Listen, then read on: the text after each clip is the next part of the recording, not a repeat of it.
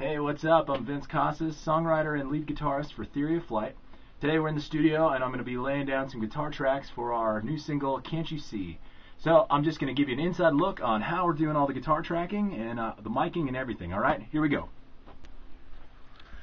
Alright, we're starting with my pedal board configuration. Today I'm just doing very simple stuff. Can't You See is a pretty straightforward rock song, doesn't have a lot of ambience. So I'm basically just running a very select number of pedals. Today obviously we're going with the tuner and the Ibanez tube screamer, which is amazing. A little bit of compression from Boss. And then I will be using my line 6 delay for just the pre-chorus of the song. As you see on my pedal board, I got other great items here. Just the little jackhammer and a vibra-trem, sometimes use some trem. The wah pedal, which I won't be using today. And of course the big muff, which is just a standard to just have around, but it really doesn't sound good for our style.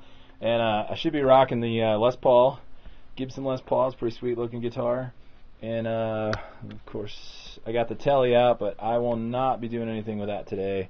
Now that I've showed you what I'm running through, let me take you down to the booth and I'll show you exactly what I'm playing out of. Before I do that, I will show you exactly how we're lining this. Everything's going to be going in stereo. We're coming out the delay, stereo, blah, blah, blah. Up the lines, here we are. I'm using a hum eliminator to really get rid of any of the hum that might be going on. It happens when it's in stereo, and I'm just using a DI to get me into the other side. We're going down the snake. Snake comes at the wall. Sorry, here's our isolation booth. Today, I am actually using a very interesting configuration. You can't really see my amps. This is the only one you can see right now. But in stock, I have a handful of amps, and the one you're looking at here is the JCM 900, but it didn't really prove to have the right tone for what we're going to do today, so I'm actually using my own personal JTM 30, which I gutted out of a combo, stuck it in a head, put it on a half stack. It's phenomenal in tone. Now normally, when we're doing ambient stuff, I usually will lay out our the amps just like out in the living room or something very spacious, but because today we're doing a real tight rock tone, I put it obviously way up against the baffle here, and it's just going to suck up a lot of that sound and just keep it real dry. We're running stereo, so we're coming out the snake, which is over here, hopping through over here, getting into our input. And so this is my left side. My right side, actually my left side, let's look at this. My left side's a nice little British combo head is really what it is, and it's only rocking those two tubes. But over here, we got our secret weapon, which I borrowed from Greg. Thank you very much, Greg. You are the man. And obviously, it's a Mesa triple rectifier.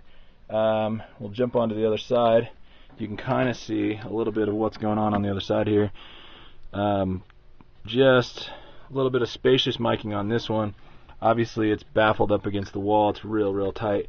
And we'll be rocking some sick tones out of that. And we have it spaced out with this baffle right here between the two to kind of keep them isolated. There's Joey's Ampeg if you never saw it.